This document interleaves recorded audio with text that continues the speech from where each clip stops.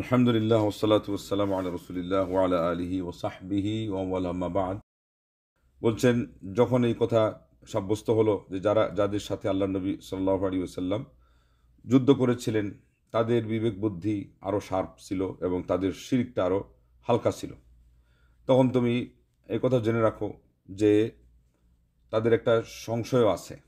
এখনকার যুগের মানুষের আগের তুলনায় তাদের শিরিকটা ভয়াবহ হওয়া সত্ত্বেও তাদের একটা সংশয় আছে। ওই সংশয়ের কারণে তারা এই শিরিকের মধ্যে লিপ্ত থাকে। সেটা হলো এই আগে যেগুলো আমরা উল্লেখ করেছি তারপরেও সেটা আরেকটা, এটা হলো ওহিয়া মিন আজামি সুবাহিহিম। এটা হলো তাদের সবচেয়ে জঘন্য সংশয়। অতএব এটার জন্য তুমি এই জবাবটা শোনার জন্যে তোমার কানকে তুমি প্রস্তুত রাখো, মানে অন্তরের কান খাড়া করে তুমি শুনো। এটা হলো কি যে তারা কি বলে যে যাদের ব্যাপারে কোরআন নাজিল হয়েছে এরা তো শাহাদাতু আল্লাহ ইলাহা ইল্লাল্লাহ অন্না মুহাম্মদ রাসূলুল্লাহ এটাতে তার বিশ্বাসী ছিল না।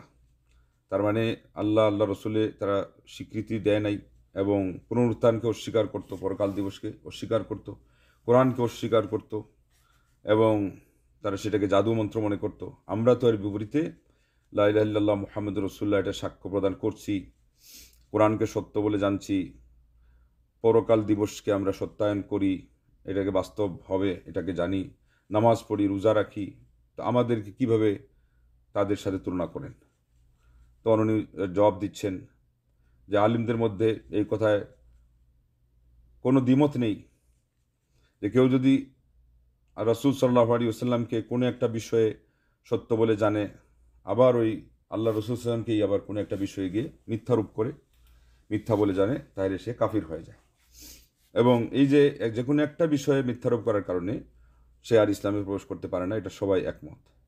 এমনিভাবে কেউ যদি কোরআনের এক অংশ মানে আবার আরেক অংশ অস্বীকার করে তাহলে সেও কাফির হয়ে যায়। ঠিক তদ্রূপ যে ব্যক্তি তাওহীদকে মানে, আল্লাহর একত্ববাদ স্বীকার করে কিন্তু নামাজের ফরজ হওয়ার বিষয়টাকে অস্বীকার করে, অথবা তাওহীদকেও মানে নামাজও পড়ে যাকাতের ফরজ হওয়াকে অস্বীকার করে, অথবা এই সবগুলোকে বিশ্বাস করে শুধুমাত্র রোজাকে সে অস্বীকার করে, অথবা এই সবগুলোকে স্বীকার করার পরেও সে হজকে অস্বীকৃতি জানায়। এইভাবে করে উনি উদাহরণ দিয়ে শেষ পর্যন্ত বললেন যে এরপরেও কি এই লোক মুসলমান হয়? বললেন না, এদের ব্যাপারেই আল্লাহ নবী সাল্লাল্লাহু আলাইহি ওয়াসাল্লামের যুগে একদল যখন হজের ব্যাপারে তারা অস্বীকৃতি বা অসম্মতি জানিয়েছিল, আল্লাহ পাক কুরআন নাযিল করেছেন যে ওয়ালিল্লাহি আলান নাসি হিজ্জুল বাইতি মান ইসতাতা ইলাইহি সাবিলা ওয়া মান কাফারা ফাইন্নাল্লাহা গানিয়্যুন আনিল আলামিন। তাহলে আল্লাহ রাব্বুল আলামিনের উপরে, মানুষের উপরে তার এই ঘর এর তওয়াফ করা, মানে এই ঘরের উদ্দেশ্য করে সেখানে গিয়ে হজ ব্রত পালন করা, এটা ফরজ, যাকে আল্লাহ সামর্থ্য দিয়েছেন। আর এরপরেই কি বললেন, যে অস্বীকার করলো আল্লাহ রাব্বুল আলামিন তাদের থেকে মুক্ত, সারা জাহান থেকে আল্লাহ রাব্বুল আলামিন মুক্ত। সূরা আল ইমরান 97 নম্বর আয়াত। তাইলে এখানে আল্লাহ রাব্বুল আলামিন সাথে সাথে বলে দিলেন যে এটাকে না মানলে সে কি হয়ে যায়? কাফির হয়ে যায়। এরপরেই বললেন যে কাফিরদের থেকে আল্লাহ প্রয়োজন মুক্ত। তার মানে শুধু হজ্জের উপর আপত্তি আনার কারণে, ওটাকে অস্বীকার করার কারণে, বাকি তাওহীদ সহ ইসলামের সবগুলো রুকনকে মানা সত্ত্বেও আল্লাহ রাব্বুল আলামিন এখানে কুফরির শব্দ প্রয়োগ করেছেন। এমনিভাবে যে ব্যক্তি সবগুলো মানল, মানে হজ সহ মানল, কিন্তু পরকাল দিবসকে বিশ্বাস করলো না, সেও কুফরি করলো। এই কুফরি করার ফতোয়াটা কারা দিয়েছেন? বিল ইজমা, মানে তাম জাহানের উম্মতে মুসলিমার যত বিশেষজ্ঞ মুজতাহিদ আলিম সবার সম্মতিক্রমে যে এ কাফির হয়ে গেছে এবং তার রক্ত, তার সম্পদ হালাল হয়ে গেছে। এটা রক্ত সম্পদ হালাল হওয়া কোনটা? যেটা মানে একটা নিয়মের ভিতরে, একেবারে যে ঢালাওভাবে সেটা না, মানে যদি তারপরে আরও কিছু শর্ত আছে, হয় কালিমা পড়বে, কালিমা পড়লে তো মাপ পেয়ে গেল, না পড়লে ট্যাক্স দিয়ে মুসলিম দেশে থাকতে হবে, তা না হলে তার রক্ত এবং সম্পদ হালাল। তো এগুলো কিছু হাদিস আছে, ব্যাখ্যা সাপেক্ষে তার অনুবাদ করতে হয়, বা অনুবাদ করলেই সাথে সাথে তার ব্যাখ্যা বলে দিতে হয়। তা না হলে এখান থেকে একদল সাব্যস্ত করবে যে এই যে এখানে আপনারা কি তাওহীদেই পড়লেন যে সবগুলো মানা সত্ত্বেও যে কোনো একটা বিষয়ে আপত্তি থাকলে রক্ত সম্পদ হালাল হয়ে যায়। অতএব আজকে আমরা যে একটু জিহাদের কথা বলি, আপনারা আমাদেরকে কিবোর্ড যোদ্ধা বলে দোষারোপ করেন, নানানভাবে আমাদেরকে কথা বলেন। তো এই যে কোরআনের যেমন অপব্যাখ্যা হয়, হাদিসের অপব্যাখ্যা হয়, এই জন্য এইভাবে বড় বড় আলেমদের কিতাবের যে এই সংক্ষিপ্ত শব্দগুলো এগুলোরও কিন্তু মানুষ কী করে অপব্যাখ্যা করে। তো এই জন্য এখানে রক্ত আর সম্পদ হালাল, যে এটা কোন অবস্থায় হালাল, এখানে যারা কিছু ব্যাখ্যা আছে এটা জানতে হবে। যেমন কোরআন কারীম আল্লাহ পাক বলছেন, কাতিলুল মুশরিকিনা হাইসু ওয়াজাতুমুহুম, তোমরা যেখানে মুশরিকদেরকে পাও হত্যা করো। কিন্তু এটা কি এইভাবে ঢালাও পাবে? ঢালাও পাবে না। এটা হলো তার যুদ্ধের যখন প্রসঙ্গ আসবে তখন সেখানে কি কি শর্ত আছে। আল্লাহ নবী সাল্লাল্লাহু আলাইহি ওয়াসাল্লাম একজন সাহাবীকে, আলী রাদিয়াল্লাহু তাআলা আনহুকে যুদ্ধে পাঠানোর সময় কি বলে দিয়েছে, যে প্রথমে গিয়ে বলে দিবা যে তোমরা আল্লাহ একত্ববাদের সাক্ষ্য দাও, আমার নবী সাল্লাল্লাহু আলাইহি ওয়াসাল্লামের রিসালাতকে মেনে নাও। যদি না মানে তারপরেও দ্বিতীয় অপশন দাও যে তোমরা তাইলে মুসলিম রাষ্ট্রে তোমাদেরকে ট্যাক্স দিয়ে থাকার অনুমতির সুযোগ আছে, সেটা যদি মেনে নিতে চাও তখন মানো। এরপরেও যদি তারা সেটাও না মানে তখন আল্লাহ নবী সাল্লাল্লাহু আলাইহি ওয়াসাল্লাম বলছেন যে এবার তাও ঘোষণা দাও যে এবার তাইলে তরবারি ধারণের জন্য তোমরা প্রস্তুত থাকো। আচ্ছা, এখন আমরা যেটাতে আসতেছি এটা হলো যে এই সবগুলো স্বীকার করার পরেও আল্লাহ রাব্বুল আলামিন কাফির ফতোয়া দিয়েছেন, ইন্নাল্লাযীনা ইয়াকফুরুনা বিল্লাহি ওয়া রাসূলিহি ওয়া ইউরিদুনা আন ইউফাররিকু বাইনাল্লাহি ওয়া রাসূলিহি ওয়া ইয়াকুলুনা নু'মিনু বিবা'দিন ওয়া নাকফুরু বিবা'দ ওয়া ইউরিদুনা আন ইয়াত্তাখিযু বাইনা যালিকা সাবিলা উলাইকা হুমুল কাফিরুনা হাক্কান ওয়া আ'তাদনা লিল কাফিরিনা আযাবান মুহিনা। তো এখানে সামান্য কিছু মানা আর কিছু অস্বীকার করা, এটার উপরও আল্লাহ কুফরি ফতোয়া দিয়েছেন। আয়াত সূরা নিসা 150 এবং 151 আপনারা দেখে নিন। এবং এই যে বললেন যে তারা এদের জন্য আল্লাহ রাব্বুল আলামিন প্রস্তুত করে রেখেছেন অপমানজনক শাস্তি কাফিরদের জন্য। না, প্রথমে আখ্যা দিলেন কাফির বলে, তার মানে ফতোয়া জারি করলেন তাদের উপরে, এরপরে বললেন অপমানজনক শাস্তি। তাহলে কিসের কারণে বললেন যে এই মাত্র এর উভয়ের মাঝে কিছু মানবো কিছু না মানবো, এর মাঝখানে তারা একটা পথ অবলম্বন করার কারণেই তাদের এই দুর্দশা ঘটে গেল। অতএব বোঝা গেল যে এত বড় শাস্তি এটার কারণেই হয়ে যায়। আর সেই সাথে আপনাদের যে তারা যে সংশয় করছিল যে আমরা বাকি সব মানি, খালি মাত্র ওই কবরের ব্যাপারে আমরা একটু দুর্বল, আমরা এনাদেরকে ডাকি বলেই আমাদেরকে কাফির ফতোয়া দিয়ে দিলেন। বলে না, এটা তো আল্লাহ রাব্বুল আলামিন একাধিক জায়গায় এই ধরনের বিষয়ের উপরে ফতোয়া দিয়েছেন। আর উনি বলছেন যে এই কথাটাই উল্লেখ করেছিল আহসাবাসী। আহসা আজকেও আমরা জানেন হুফুফ এর পাশে যেটা আছে আহসা দাম্মামের কাছে, এই আহসাবাসী ওনার কাছে চিঠি লিখেছিল। তাদেরও সংশয়টা এটাই ছিল, তাদের চিঠির মধ্যে কথা এটাই লেখা ছিল যে আমরা তো সব মানি, কিন্তু শুধুমাত্র মৃত ব্যক্তি যারা এদের কাছ থেকে আমরা একটু সুপারিশ কামনা করি, মাত্র মধ্যস্থতা কামনা করি, এতেই আপনি আমাদের উপর খেপে গেলেন, আমাদেরকে কাফির ফতোয়া দিয়ে দিলেন। তো উনি বললেন যে হুবহু এই কথাটাই আহসাবাসীরা লিখেছিল। অতএব এটা আহসাবাসীর উত্তর, এবং যারাই যে কোনো জায়গা থেকে এই ধরনের তাদের নিজেদের ভুলগুলোকে তারা ঢাকা দেওয়ার জন্য অপচেষ্টা করবে, শিরিকের মতো কাজ করার পরেও তারা বলবে যে না আমরা তো শিরিক করি নাই, তাদের প্রত্যেকের মোকাবেলায় আমাদের এই উত্তরটা হলো প্রযোজ্য। এরপরে বলছেন তাদেরকে আরও বলা যাবে যে তুমি যখন স্বীকার করলে যে ব্যক্তি রাসূল সাল্লাল্লাহু আলাইহি ওয়াসাল্লামকে সর্ববিষয়ে সত্য বলে জানে, আবার নামাজকে অস্বীকার করে, সে কাফির, তার রক্ত হালাল হয়ে যায় সর্বসম্মতিক্রমে। এমনিভাবে যে ব্যক্তি সব জিনিসকে মানে কিন্তু পরকাল বিশ্বাস করে না, অথবা রমজানের রোজার ফরজিয়তকে বিশ্বাস করে না, শুধুমাত্র এটাকেই সে অস্বীকার করে, বাকি সবগুলোকে স্বীকার করে, তাইলে সকল মাযহাব ভিত্তিক যে সমস্ত আলেমরা গবেষণা করেছেন, স্কুল অফ থটের যে সমস্ত বিশেষজ্ঞরা, তারা সবাই বলেছেন যে এখানে কোনো মতানক্য নেই যে এই লোক কাফির হয়ে যাবে। এরপরে বলেছেন যে আমি যেটা উল্লেখ করেছি কোরআনও সে কথা বলেছে, আর এটা সবার কাছে সর্বজন বিদিত যে তাওহীদটাই হলো সর্বাপেক্ষা বড় ফরজ, যেটা নিয়ে নবী সাল্লাল্লাহু আলাইহি ওয়াসাল্লাম এসেছেন, এবং এটা হলো নামাজ, যাকাত, রোজা, হজ অপেক্ষা আরও বড়। তাইলে পরে একজন মানুষ কিভাবে এই তাওহীদের সাথে সম্পৃক্ত একটা বিষয়কে অস্বীকার করলে কাফির হবে না? যদি প্রত্যেকটা জিনিস এর উপর আমল করে, রাসূল সাল্লাল্লাহু আলাইহি ওয়াসাল্লাম যেটা নিয়ে এসেছেন আমল করার পর, শুধুমাত্র তাওহীদকে অস্বীকার করার পরে, সব জিনিসকে স্বীকার করার পরে শুধুমাত্র তাওহীদকে অস্বীকার করে আল্লাহ নবী সাল্লাল্লাহু আলাইহি ওয়াসাল্লাম সহ সকল নবীরা যারা নিয়ে এসেছেন, এটা কীভাবে কাফির হবে না? উনিও বললেন যে আগে যে গণে গণে দেখাইলাম যে সবগুলো মেনে মাত্র একটা বাদ দিলে সে কাফির হয়ে যায়। তো এখানে সে করল কি, সকল নবী রাসূলগণ যে তাওহীদটা নিয়ে এসেছেন, মূল তাওহীদ, সেটাই বাদ দিয়ে দিলে কেমনে কাফির হবে না? বুঝাইলেন যে এটা তো হলো সবচেয়ে বড় আমাদের ইসলামের মূল মন্ত্র তাওহীদ। তো কবরবাসী অথবা মৃতদের কাছে সুপারিশ কামনা করা, এর মাধ্যমে ওই জায়গাতেই আঘাত হানা হয়, যেটা হলো সরাসরি তৌহিদ। তৌহিদের উপর আঘাত হেনে এখানে শিরকের আমদানি ঘটিয়ে একজন মানুষ যদি ওই প্রশ্ন এখনও করে, তো বোঝা গেল যে সে তৌহিদের মর্ম বুঝতেই পারেনি।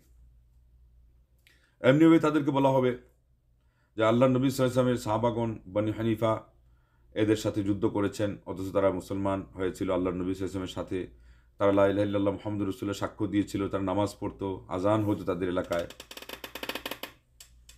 যদি কেউ বলে যে তারা কিন্তু মুসাইলামা কাজ্জাব সেটাকে নবী মানত, তখন উনি বলছেন যে এই জায়গাতেই তো আমাদের উত্তর, আমাদের উদ্দেশ্য তো এইটাই, যেখানে তোমরা এসে দাঁড়ালে আমাদের কথাটাও বলাটা সহজ হবে।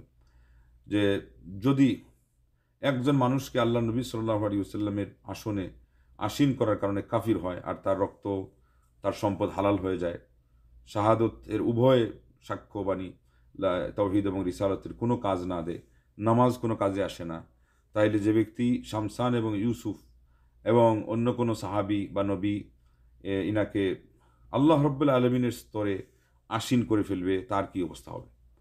উনি এখন যুক্তিটা দিচ্ছেন, যেটা হলো আল আউলাহ বলা হয়, আরও অধিকতম, তারটা হলো শক্তিশালী। তারা যেটা দিয়ে চাচ্ছিল নিজেদেরকে প্রতিহত করতে, যে মুসাইলামা কাজ্জাবকে ওরা নবী মানার কারণে এদের অবস্থা ছিল এই যে তারা কাফির হয়েছে। তো উনি বলতেছেন যে মুসাইলামা কাজ্জাবকে নবী মেনে আমার নবী সাল্লাল্লাহু আলাইহি ওয়াসাল্লামের স্থলাভিষিক্ত করে ওনার অধিকারকে তারা খর্ব করলো বা ঢাকা দিল। আর এখন যে গায়রুল্লাহকে ডাকা হচ্ছে, এটার মাধ্যমে আল্লাহ রাব্বুল আলামিনের অধিকারকে খর্ব করা হচ্ছে। এবং কাদেরকে দিয়ে? উনি তখন শামসানের নাম নিলেন, ইউসুফ নাম নিলেন। ওই প্রথম দিনে আপনারা যেটা শুনেছিলেন যে হাত্তাব, হুসাইন, ওসমান, আব্বাস, হুদাইদা, দরার ইবনুল আজওয়ার, এই সমস্ত মানুষকে তারা ডাকতো। তারপরে আকরা বা সাকরাতে ছিল আরেকটা ফাহনুল ফহুল, এদেরকে তারা ডাকতো। এবং কেউ এসে সন্তান চাইতো, কেউ বিয়ে হচ্ছে না বিয়ে চাইতো, একটা গাছ পর্যন্ত ছিল, সেই গাছের মধ্যে তারা এসে পুরানো কাপড় লটকাতো এবং বলতো যে এটার মাধ্যমে আমাদের সন্তানদেরকে বদনজর লাগা থেকে এবং মারা মারা যাওয়ার থেকে হেফাজত করা হবে। নাউজুবিল্লাহ মিন যালিক। তো এই জন্যে এই কথাগুলো বুঝলে, যে কোনো জিনিসের পটভূমি এবং ব্যাকগ্রাউন্ড জানলে কথাগুলো বোঝা সহজ হয়। আমাদের লোকজন, এবং আমি একবার শুনেছি যে বড় একজন আলিম আমাদের সমাজের, যাই হোক উনি এখন মারা গেছেন, যে ফতোয়াতে বাড়াবাড়ি আছে বলে একটা কথা উনি বলেছেন। তো এই যে ইনি যে বারবার বলতেছেন যে যুক্তিগুলো দিচ্ছেন, এই যুক্তিগুলো যখন আপনি এই ব্যাকগ্রাউন্ডকে সামনে না রেখে খালি শুনবেন, তখন আপনি বলবেন এটা তো আমাদের দেশের প্রচুর পরিমাণ মুসলমানদের উপরেই ফিট হয়ে যাচ্ছে, এরা তো এগুলোর সাথে এত বেশি সম্পৃক্ত না, খালি ওই কবরে যাচ্ছে হয়তো সালাম মুসাফা এই জিয়ারতের জন্যে। না, সেটা এই ঘটনা সেটা নয়। এই যে শামসান এবং ইউসুফের নাম নিয়েছেন, আর আমি আরও কয়েকজন নাম নিলাম, এগুলো ওনার যুগে হচ্ছিল, গাছ পূজা হচ্ছিল এবং কবর পূজা, মাজার পূজা, পাথর পূজা, তারপরে আপনার এই ব্যক্তি পূজা, চাঁদ, সূর্য, তারকা, অন্ধকার, আলো, এগুলো পূজা হচ্ছিল। তো উনি বলতে চাচ্ছেন যে এরা তো সরাসরি আল্লাহ রাব্বুল আলামিনের অধিকারের জায়গায় অন্যকে বসাইয়া এদিকে কালিমা পড়ছে, নামাজ পড়তেছে, রোজা করতেছে, তাহলে ইমানের তো কোনো কিছুই থাকার কথা না। সেই জন্যই এই কুফরির ফতোয়া উনি অনেকের উপরে খাটিয়েছেন। আর তিনি বলছেন যে আসমান জমিনের যিনি প্রতাপ প্রতিপত্তিশালী, মানে এর উপরে যিনি আল্লাহ রাব্বুল আলামিন নিয়ন্ত্রণকারী, তার জায়গায় তারা বসাই দিল শামসান আর ইউসুফকে। তাহলে কীভাবে এরা মুসলমান হয়ে থাকতে পারে? এই জন্য এরপরে আয়াত আনছেন কাযালিকা ইয়াতবাউল্লাহু আলা কুলুবি আল্লাযিনা লা ইয়ালামুন, সূরা রুমের 59 নম্বর আয়াত, যে এইভাবেই আল্লাহ রাব্বুল আলামিন যাদের জ্ঞান নেই তাদের অন্তরে আল্লাহ মোহর মেরে দেন। তার মানে তারা আর বুঝতেই পারে না যে আমাদের কুফরি কিভাবে হলো। এরপরে বলতেছেন, আরও বলা যাবে যে আলী রাদিয়াল্লাহু তাআলা আনহু যাদেরকে হত্যা করেছেন, তারা সবাই ইসলামের দাবি করত, এবং এরা হলো আলী রাদিয়াল্লাহু তাআলা আনহুর সহপাঠী। তার মানে অনেকে আল্লাহ নবী সাল্লাল্লাহু আলাইহি ওয়াসাল্লামের সাহাবী, ইলম, এবং আর অনেকে ইলম শিখেছেন নবী সাল্লাল্লাহু আলাইহি ওয়াসাল্লামের সাহাবাদের কাছ থেকে। কিন্তু তারা আলী রাদিয়াল্লাহু তাআলা আনহু সম্পর্কে একটা বিশ্বাস রাখলো, অতিরঞ্জনমূলক বিশ্বাস। যেমন অন্যরা, উনি বলতেছেন ওনার যুগের মোহাম্মদ আব্দুল হাব নজরী রাহিমাহুল্লাহর যুগের লোকজন ইউসুফ এবং শামসান এবং এতদ উভয়ের মতো করে আরও এত উভয় ছাড়া অন্যদের ব্যাপারে যে বিশ্বাস রাখতো, সেই বিশ্বাসটা আলী রাদিয়াল্লাহু তাআলা আনহুর রাখার কারণে তারাও কাফির হয়ে গেল। এবং আপনারা জানেন যে আলী রাদিয়াল্লাহু তাআলা আনহু গর্ত খনন করেছিলেন এবং তাদেরকে গর্তের মধ্যে অগ্নি সংযোগ করে জ্বালিয়ে পুড়িয়ে সারখার করেছিলেন। পরে ইবনে আব্বাস রাদিয়াল্লাহু তাআলা আনহু এটা শোনার পরে বলেছিলেন যে লা ইউআযিবু বিন-নারি ইল্লা রাব্বুন নার। আলী তো এটা ভুল করেছেন, আর আগুন দিয়ে শাস্তি দেওয়া তো শুধুমাত্র আগুনের স্রষ্টার জন্যই মানায়, আর কারোর জন্য মানায় না। তখন আলী রাদিয়াল্লাহু বললেন যে ইবনে আব্বাসের চিকন ফতোয়া, ইবনে আব্বাসের সবসময়কার এই ফতোয়াগুলো তোমরা বাদ দাও, আমি যেটা করছি ঠিকই করছি। উনি কীভাবে করছেন? উনি বলছেন যে আমাকেই যদি তোমরা আল্লাহ বলে দিয়েছো, মানে ওনাকে আল্লাহর স্থানে বসায় দিয়েছে, আন্তা হুয়া, তুমি সেই 2-3 বার বলার পরে উনি বললেন যে কি বলতে চাচ্ছ? আমি সেই বলতে, সে কে? তখন বলে দিল যে আন্তাল্লাহ, আপনিই আল্লাহ। তো চিন্তা করেন, আল্লাহ নবী সাল্লাল্লাহু আলাইহি ওয়াসাল্লামের সাহাবাদের যুগটা পার হয় নাই, চতুর্থ খলিফার যুগে ওনাকে আল্লাহ ডাকার মতো মুসলমানদের মধ্যে প্রবণতা দেখা দিয়েছিল। আজকে আমাদের লোকজন কেমনে এত, মানে ডজন ডজন নয়, যুজন যুজন, শত শত হাজার হাজার শিরিক মুসলমানদের সমাজে জেকে বসার পরেও বলে, হ্যাঁ মুসলমানদের মধ্যে আবার শিরিক কেমনে আসে? আপনারা কিভাবে খালি রঙিন চশমা লাগাইছেন, সারা দুনিয়াতে খালি শিরিক দেখেন, আপনারা শিরিক পড়েন কিতাবের মধ্যে, আর সমাজকে খালি শিরিক দিয়ে আপনারা আক্রান্ত বলে মনে করেন। এটা কেমন কথা? অথচ ঘটনা সেটা নয়। এই রোগ এটা উম্মতে মুসলিমার মধ্যে ওই সময় ঢুকে গেছে। তখন তিনি বললেন, ফাকাইফা আজমা সাহাবাতু আলা কাতলিহিম ওয়া কুফরিহিম, কিভাবে সকল সাহাবারা তাদের কুফরির উপর একমত হলেন এবং তাদেরকে হত্যা করার সিদ্ধান্তে একমত হলেন। আতাজুন্নুন আন্না সাহাবা ইউকাফিরুন আল মুসলিমিন, তাইলে কি তোমরা মনে করো যে আল্লাহ নবী সাল্লাল্লাহু আলাইহি ওয়াসাল্লামের সাহাবারাও মুসলমানদেরকে কাফির ফতোয়া দিচ্ছিলেন? কখনো নয়। আম তাজুন্নুন আন্না আল ইতিকাদ ফি তাজ ওয়া আমসালিহি লা ইয়াদুর ওয়াল ইতিকাদ ফি আলী ইবনে আবি তালিব ইয়াকফুর, বললে অথবা তোমরা মনে করো যে আলী রাদিয়াল্লাহু তাআলা আনহুকে ভুল বিশ্বাসে তাকে আল্লাহর আসন দিয়ে দিলে মানুষ কাফির হয়ে যাবে। আর তাজ, ওই যে এটা হলো আরেকটা ব্যক্তি, ওই সময় এটারও নাম নেওয়া হয়েছে, আগে প্রথম দিন আমি নাম নিয়েছি এটার, তাজের নাম এবং শামসানের নাম এবং আরও যেগুলো। তো বললেন যে এগুলোতে কুফরি হবে না। তাজ আর আলী মানুষ হিসাবে দুইজনের মধ্যে পার্থক্য আছে, কিন্তু তারা যে বিশ্বাসে ইনাকে, এই দুইজনকে আল্লাহর আসনে যখন বসায় তখন কী হয়ে যায়? তখন দুইটাই সমান হয়ে যায়। বরং একদিক থেকে আলী রাদিয়াল্লাহু তাআলা আনহুর পরিবর্তে তাজ, আর আমাদের এখনকার যুগে শাহজালাল, শাহপরান, খান জাহান আলী, শাহ মখদুম, কচ্ছপ, কুমির, এগুলো হলো আরও নিম্নমানের। তো তুলনামূলক উঁচু মানের যিনি, ওনাকে দিয়ে যদি এই বিশ্বাস পোষণ করার কারণে ইমান নষ্ট হয়ে যায়, তাহলে নিম্নমানের যারা, এদের মাধ্যমে যদি এই বিশ্বাস পোষণ করা হয়, এটা তো সহজে বোঝার কথা যে এটা আরও চাক্ষুষ এবং শিরিক হওয়ার বিষয়টা একেবারেই প্রকট।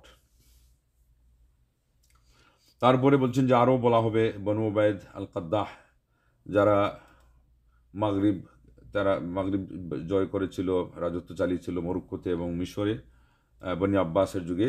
এরা সবাই সাক্ষ্য দিত লা ইলাহা ইল্লাল্লাহ এবং মুহাম্মদুর রাসূলুল্লাহ, ইসলামের দাবি করত, নামাজ পড়তো, জামাত তাদের এলাকায় চালু ছিল।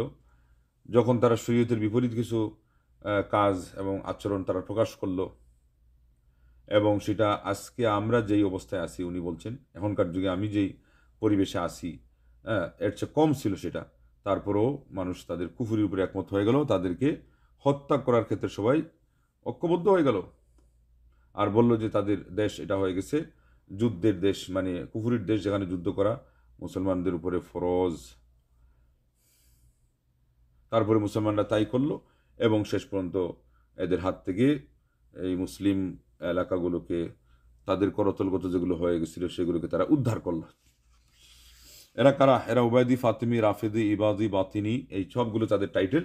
এরাই সেই জাতি যাদের আমলে, মানে 361 থেকে 62 থেকে সামান্য এদিক সেদিক হয়ে 14টা বেদাতি অনুষ্ঠান সমাজে চালু করছে মুসলিম সমাজে। তাইলে 361তে, এটা মনে রাখবেন, ইরাকের ইরবল শহরে সাহাদুদ্দিন কাউকুবুরি, মৌসিল, এগুলো হলো অনেক পরে, আবার উৎখাত হওয়ার পরে পুনরুজ্জীবিত জন হয়েছে, তখন ইরাকে এসে মিলাদ মাহফিল মাথা ছাড়া দিয়েছে, কিন্তু এটা হলো আরও পরে। আর এর আগে 361তে এটা শুরু হয়েছিল, এই উবায়দ, যার নাম এরা এখানে উল্লেখ করলেন এর হাতে। এ ছিল খ্রিস্টান, মুসলমান বেশ ধরে মিশরে এসে সে করে পাগড়ি টাগড়ি পরে, তো তাসবিহ তাহলিল এগুলো শুরু করে মসজিদের মধ্যে একটা ভংসং শুরু করে দেয়। এক পর্যায়ে যখন পর্ব আসে যে না, আমাদের রাষ্ট্রীয় ক্ষমতা দিতে হবে একজন আল্লাহওয়ালার হাতে, তখন পুরো এলাকায় বললো যে আল্লাহওয়ালা বলতে তো এর সাথে কোনো তুলনায় নাই। আসল ঘটনা হল সে তো আগন্তুক, তার কোনো সংসার নেই, কিছুই নেই। ও ওর তো 24 ঘন্টা মসজিদেই আর তাসবিহ তাহলিল আর পাগড়ি নিয়ে এগুলো সং ধরে সে বসেছিল। তার ইচ্ছাই ছিল যে এক পর্যায়ে আমাকে যখন এই সুযোগ দেওয়া হবে তখন আমি তাদের মাথার উপর কাঁঠাল ভেঙে খাবো।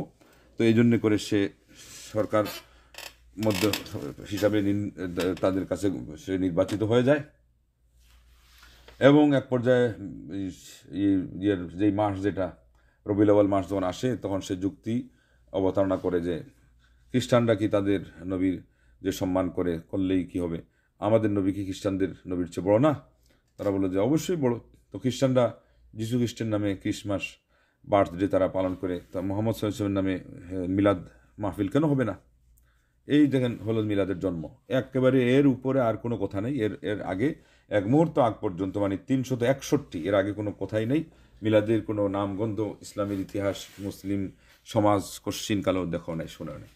তখন এই যুক্তির অবতারণা করার পরে একটা একটা করে মিলাদের প্রবর্তন হলো। এরপরে এটার মধ্যে আরও তারা জমালো, আরও ভিড় জমালো, আরও কিছু আচার অনুষ্ঠান দিয়ে আবু বকর সিদ্দিক রাদিয়াল্লাহু আনহুর জীবনী, মানে জীবনী বলতে ওনার মৃত্যুবার্ষিকী, এইভাবে করে আরও বড় বড় কিছু মানুষের মৃত্যুবার্ষিকী, ঠিক তদ্রূপ শবে বরাত, শবে মেরাজ, কোরআন খতম, কুলখানি সহ প্রধান প্রধান যেগুলো 14টা তাও ওই সময় থেকে চালু হয়।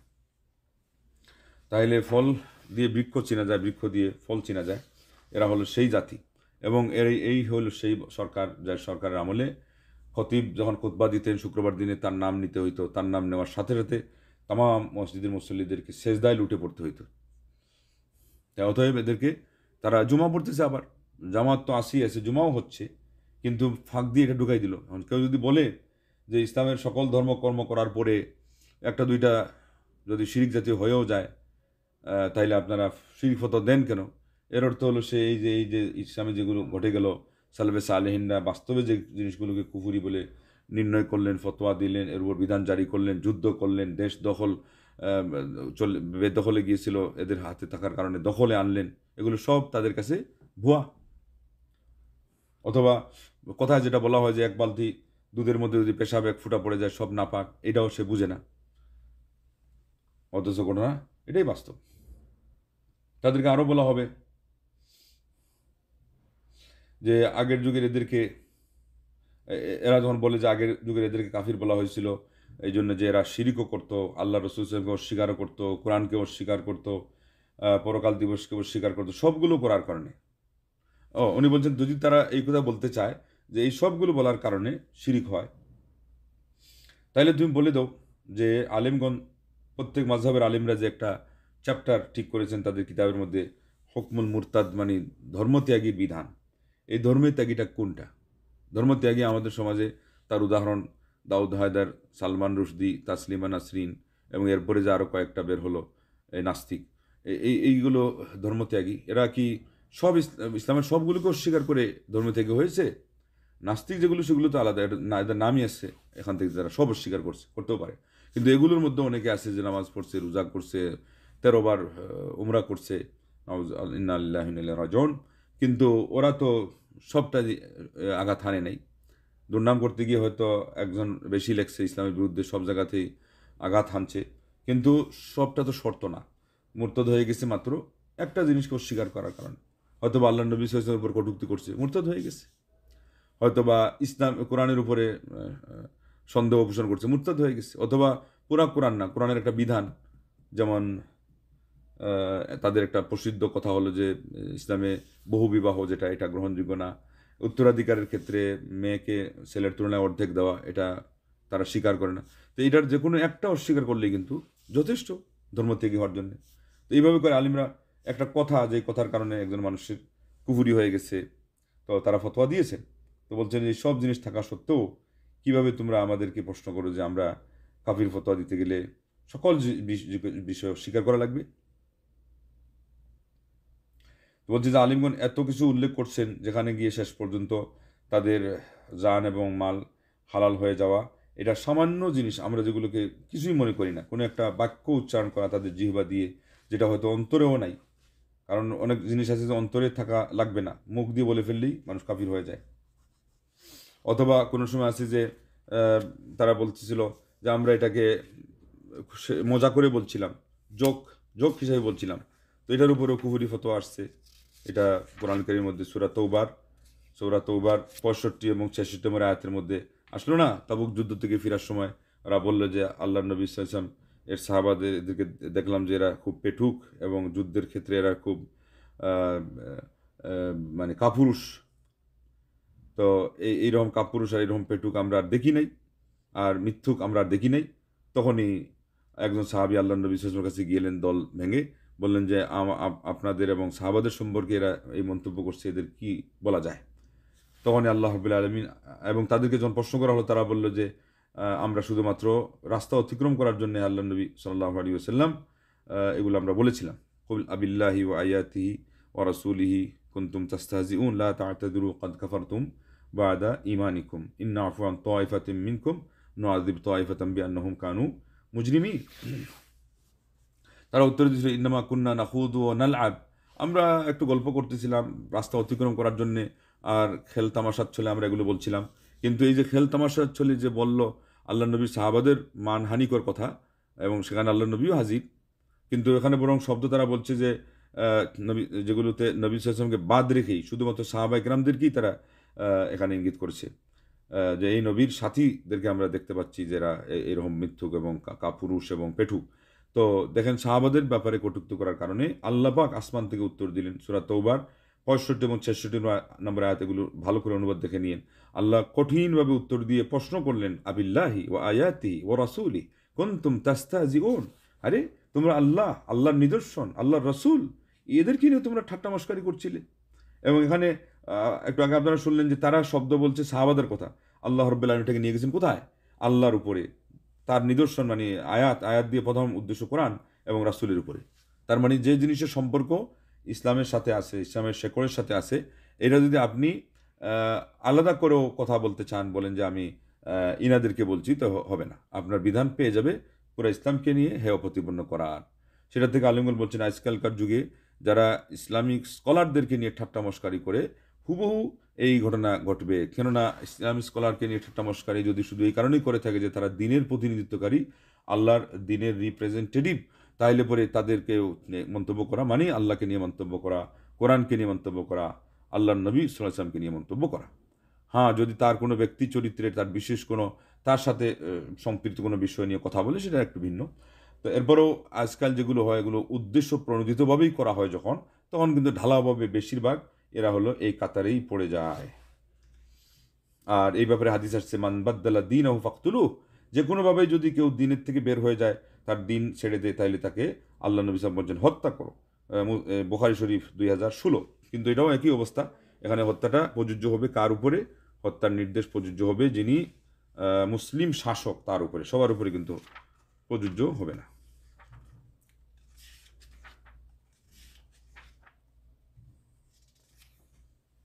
কি আপনাদের যতটুকু পড়েছিলেন এটা হয়েছে? ও না, আপনি আরেকটু পড়েছিলেন যে তারপরে হলো তাদেরকে এটাও বলা হবে যে ইয়াহলিফুনা বিল্লাহি মা ক্বালু ওয়া লাকাদ ক্বালু কালিমাতাল কুফরি ওয়া কাফারু বা'দা ইসলামিহিম আমা সামি'তা আন্নাল্লাহা কাফফারাহুম বিকালিমাতিন মা কাউনিহিম ফি জামানি রাসূলিল্লাহ সাল্লাল্লাহু আলাইহি ওয়াসাল্লাম ইউজাহিদুনা মা'হু ওয়া ইউসাল্লুনা মা'হু ওয়া ইয়াযাক্কুনা ওয়া ইয়াহুজ্জুনা ওয়া ইউওয়াহহিদুন। এখানে আল্লাহ রাব্বুল আলামিন বললেন যে তারা আল্লাহর নামে শপথ করে বলে, আর তারা এটা কুফরি কথাই শপথের মধ্যে তারা এনেছিল। এবং আল্লাহ পাক বলে দিলেন যে তারা ইসলাম আনার পরে কুফরি করেই ফেলেছে। সূরা তৌবার 84 নম্বর আয়াত, এখানে আপনারা দেখে নিন। উনি বলছেন, ব্যাখ্যা দেখলে আরও সুস্পষ্টভাবে বুঝে আসবে। উনি বলছেন, তুমি কি কথা শুনো নাই যে আল্লাহ রাব্বুল আলামিন তারা নবী সাল্লাল্লাহু আলাইহি ওয়াসাল্লামের যুগে আল্লাহ নবী সাল্লাল্লাহু আলাইহি ওয়াসাল্লামের সঙ্গে যুদ্ধ করা, তার সাথী হয়ে নামাজ পড়া, জাকাত দেওয়া, হজ করা, তাওহীদের সাক্ষ্যবাণী উচ্চারণ করা, এগুলো সব কিছু করা সত্ত্বেও আল্লাহ রাব্বুল আলামিন তাদেরকে শপথ করার ভিত্তিতে তাদেরকে কাফির ফতোয়া দিয়েছেন। এমনিভাবে আল্লাহ বলেছেন, কুল আবিল্লাহি ওয়া আয়াতিহি ওয়া রাসূলিহি কুনতুম তাস্তাহজিউন লা তা'তাযিরু ক্বাদ কাফারতুম বা'দা ঈমানিকুম। একটু আগে যেটা ব্যাখ্যাতে বলা হলো সূরা তৌবার 65 এবং 66 নম্বর আয়াত, এখানে আল্লাহ রাব্বুল আলামিন কিভাবে বললেন যে তোমরা ওযর পেশ করো না। ফাউলাইল্লাযিনা সাররাহাল্লাহু আন্নাহুম কাফারু বা'দা ঈমানিহিম, এদের ব্যাপারে আল্লাহ বলেই দিলেন যে এরা ঈমান আনার পরে কুফরি করেছে। ওহুম মা রাসূলিল্লাহি সাল্লাল্লাহু আলাইহি ওয়াসাল্লাম ফি গাজওয়াতি তাবুক, অথচ শেষের যেই পার্টি যারা ওই যে সাহাবাদেরকে নিন্দা করছিল, এরা তাবুকের যুদ্ধ থেকে প্রত্যাবর্তন করতেছিল আল্লাহ নবী সাল্লাল্লাহু আলাইহি ওয়াসাল্লামের সাথে।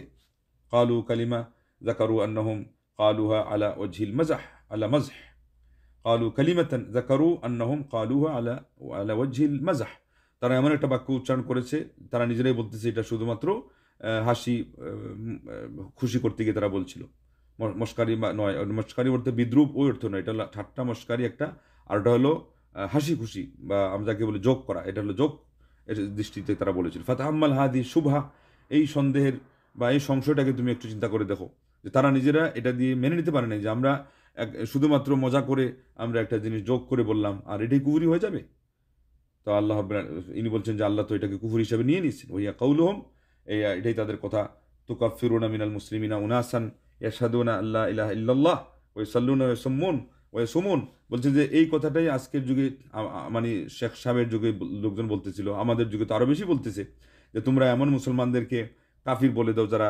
শাহাদাতের বাক্য উচ্চারণ করেছে এবং তারা নামাজ পড়ে তারা রোজা রাখে তারপরে তিনি বললেন এটার উত্তরের বিষয়ে তুমি ভালো করে চিন্তা করো কেননা এটা অত্যন্ত উপকারী এই যেই পেপারগুলো আমি লিখলাম এই বই পুস্তকের এখানে যে আমি কয়েকটা এই পুস্তিকার মধ্যে লিখনি তোমাদের সামনে পেশ করলাম এর মধ্যে সবচেয়ে উপকারী হলো এটা আর এটা হলো এমন একটা দলিল যেটা আল্লাহ রব্বুল আলমিন বনি ইসরাইলদের ব্যাপারে উল্লেখ করেছেন মহান রব্বুল আলমিন বনি ইসরাইলের তাদের যে ইসলাম তাদের ইলম তাদের যোগ্যতা এটা থাকা সত্ত্বেও তারা আল্লাহ নবী সাল্লাল্লাহু আলাইহি মুসা আলাইহিসসালামকে বলছিল ইজা আল্লানা ইলাহান কামা লাহুম আলিহা মানে এরা বিশেষ সঙ্গী আমাদের নবী সাল্লাল্লাহু আলাইহি বিশেষ সাহাবী আছে এইভাবে ঈসা আলাইহিস সালামের হাওয়ারি ছিল তো এদেরকে বললেন প্রশ্ন করে বললেন যে এদের ইসলাম এদের জ্ঞান এদের যে যোগ্যতা এগুলো অত্যন্ত উন্নত থাকা সত্ত্বেও শুধু এই কথাটা বললো যে আপনি আমাদের জন্য একজন ইলাহ বানান যেমন তাদের ইলাহ আছে সূরা আরাফের মধ্যে কিভাবে এটা বললো তারা এটা শুধুমাত্র একটা বিশেষ প্রেক্ষাপটে বিশেষ একটা সময়ে সামান্য একটা সান্ত্বনা নেওয়ার জন্য বিশ্রাম নেওয়ার জন্য বলেছিল অথবা একটা শখ করে একটা খেলনা যেমন বাচ্চারা চায় এটা চাইছিল তাদের অন্তরে কিন্তু এটা কোশ্চিনকালও ছিল না যে আল্লাহর পরিবর্তে বা আল্লাহর স্থলাভিষিক্ত আল্লাহর সাথে সম্পৃক্ত করে ওই যোগ্যতায় আরেকজন মাবুদ দিয়ে দাও না এটা একটা কথার ছলে কথা বলছিল হুবহু ওই ঘটনাটা ঘটেছিল আমাদের নবী সাল্লাল্লাহু আলাইহি ওয়াসাল্লামের সাহাবাদের যুগে তারা বলেছিল যে ইজ্জা আল্লানা দাতা আনওয়াতিন ইজ্জা আল্লানা দাতা আনওয়াতিন হে নবী সাল্লাল্লাহু আলাইহি ওয়াসাল্লাম আপনি আমাদের জন্য জাতে আনওয়াত এর অনুমতি দেন এটাও হলো যুদ্ধ থেকে ফেরার পথে একটা গাছ ছিল ওই গাছের মধ্যে আগের যুগে জাহিলি যুগের লোকজন তারা ওদের তরবারি লটকাতো তারা লটকাইয়া এখান থেকে বরকত নিত এই জায়গায় আমরা তরবারি লটকাইয়া বিশ্রাম নিচ্ছি এবার তরবারির মধ্যে এমন শক্তি সঞ্চারিত হবে এবং আমাদের মধ্যে এমন বীর বিক্রমে যুদ্ধ করার শক্তি আসবে যে আমাদের সাথে কেউ পারবে না এইগুলো হলো হাবিজাবি সাতু মাতু মানে বিশ্বাস হিন্দুদের যেরকম যেখানে সেখানে একটা বিশ্বাস নিয়ে বসে থাকলো তো এই কথাটা সাহাবারা কোশ্চিনকালও সিরিয়াসলি নেন নাই তারাও ওই কথার কথা বলেছেন যে আতো আনোয়াত এই গাছের ডালের মধ্যে লটকে আমরা একটু বিশ্রাম নিব আর এরপরে আমরা একটা মানে মানসিক শক্তি পাবো ওদের মতো করে আমাদের একটা জাতে আনোয়াত হয়ে যাবে এই খালি কথার কথা বললেন তখনই কি হয়ে গেল ফাল জবাব আন নাকুল ইন্না বানি ইসরাঈল লাম ইয়াফআলু যালিক وكذلك الذين سألوا النبي صلى الله عليه وسلم لم يفعلوه ولا خلاف في أن بني إسرائيل لم يفعلوا ذلك ولو فعلوا ذلك لكفروا وكذلك لا خلاف في أن الذين نهاهم النبي صلى الله عليه وسلم لم يطيعوه واتخذوا ذات أنواط بل نهيه بعد نهيه لكفروا وهذا هو المطلوب বললেন যে এরা শুধু বলতে গিয়ে তাদের এটা বাস্তবেও ছিল না এবং সেটাকে কি করা হয় নাই এটাকে মেনে নেওয়া হয় নাই প্রতিহত করা হয়েছে আমাদের নবী সাল্লাল্লাহু আলাইহি ওয়াসাল্লামের সাহাবারা এটা বলার সাথে সাথে আল্লাহ নবী সাল্লাল্লাহু আলাইহি ওয়াসাল্লাম কি বলছিলেন আল্লাহু আকবার বলে প্রতিহত করেছিলেন এবং বলছিলেন যে এটা কি বলতেছো এটা তো হলো আল্লাহর পরিবর্তে অন্যকে দেবতা বানানো তো মোট কথা এটা তারা যে জায়গায় দলিল হিসেবে বসে যাচ্ছে এখানে বসে না তো এই জন্যে উনি বলছেন যে এটা তোমাদের খাটে না যেখানে সেখানে সেটা যে তোমরা দলিল বসাই দেওয়ার অপচেষ্টা করো এটা হয় না তো যাই হোক আমি এখানে আর একটু বেশি করলাম যেহেতু এখানে এই চ্যাপ্টারে উনি একসাথেই সবগুলোকে উল্লেখ